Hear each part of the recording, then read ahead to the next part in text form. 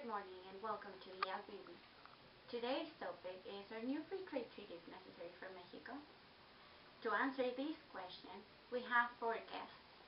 These four guests will try to explain to us if it is really necessary to get more treaties for our country, or if they have another proposition.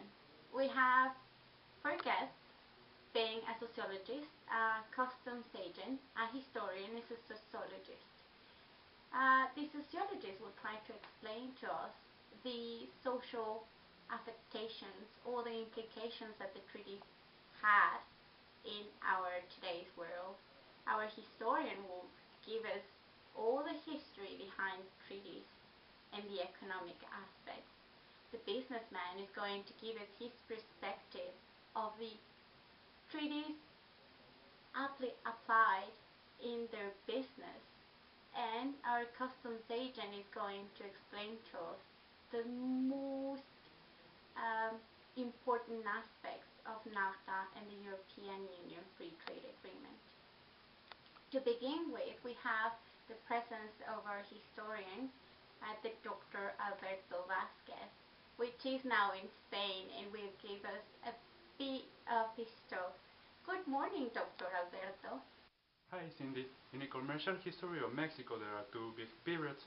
The first one began around the 70s because Mexico was a closed economy, and the main reason of this it was that Mexico can compete with the products with the global market, and also it hasn't enough capital to invest in a global economy. But around the 70s, USA began to ban all the imports from the Arabian Peninsula, and also the Mexican government found new oil wells. So this conjunction of situations translated to the price of the oil started from $4 to increase to $6. And in order to extract more oil, the Mexican government think that it was a good idea to find some external debt, and they found it. They found $3 billion. But in '81, the director of Pemex was with a lot of pressure with the USA because they treated Mexico that they are going to leave the ban previously mentioned, and it was going to stop all the purchase of oil from Mexico in order to exchange it for the Arabian Peninsula. So he decided to drop the price to $2. And also, as we previously said, the USA left the ban on the Arabian Peninsula. So with these situations, caused to Mexico to find another way to pay the external debt that they contracted. So in order to obtain these credits from the financial monetary institution, they need to change their economic system from a closed one to an open one. So they did it around the '81. And this, after Mexico opened the markets, they begin to do more approaching to the international organization, like in 1986 to the GATT, and finally in 1994 with the creation of the NAFTA. In this particular period marked that Mexico began to make a lot of free treaties around the world. And that should be all. I hope it will be useful. Thank you so much, Dr. Vázquez. Next, we have our agent, Dr. Baylón. She's in Ciudad Juárez right now, and she's going to talk to us. Next, Dr. Baylón, are you there? Hi, Cindy. Well, first of all, we need to understand the difference between a complementary economic agreement and a free trade agreement. A complementary economic agreement is a more simple agreement because it only involves goods and a certain industry. A free trade agreement is an agreement that involves goods, services, and people. Well, understanding this, we now can explain what the European Union Free Trade Agreement with Mexico and NAFTA. NAFTA was signed in 1904 with the USA, Canada, and Mexico. This was the first agreement that was signed with two developed countries and an undeveloped country. The NAFTA opened the economic doors to Mexico. This meaning that after NAFTA, Mexico opens its market to new treaties. The European Union agreement was signed in 2000 with 27 countries of the European Union.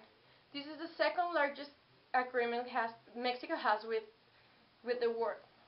Well, I hope this is helpful for you, Cindy. That was very helpful, Agent Baylón. Thank you so much. Next, we're going with our lovely guest, our sociologist, Dr. Román. Doctor, are you there in the line? Yes, indeed. From my point of view, the impact that caused the free trade agreement in Mexico has been positive and negative. Well, positive because since Mexico started its trade liberalization, we obtained a commercial movement, increased the business, and thus the economic development of the country.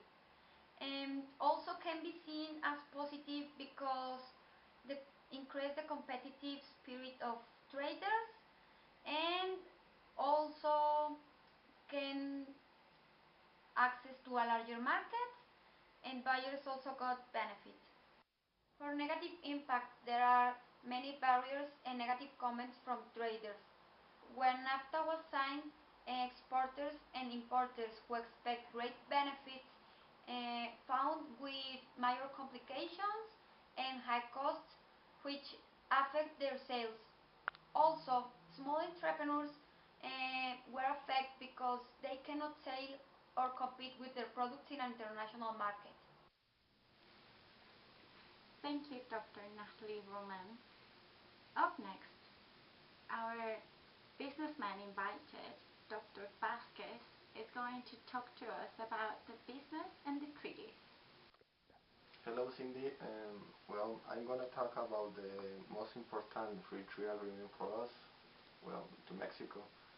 And for us, it's so important the NAFTA because the most of the exports and imports is to the United States, and the percentage of the exports is like 80% and the imports is 50%. And the second most important free trade agreement is the European Union, and like the 5% of the exports is to Europe and the imports is 9.3%. Well, this is a little bit information. I hope you a lot. Thank you, Mr. Vázquez. That was very, very helpful.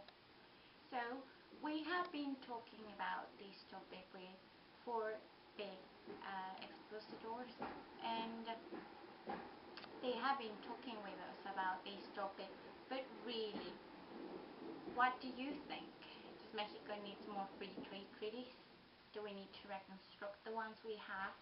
Are we making the real good use of them? Are we taking the advantages, the necessary advantages that these treaties provide us as a businessman, as an entrepreneur, as a federal government, as a person? So, we would like to hear your opinions, we would like to hear your comments, and we will see you in the next time.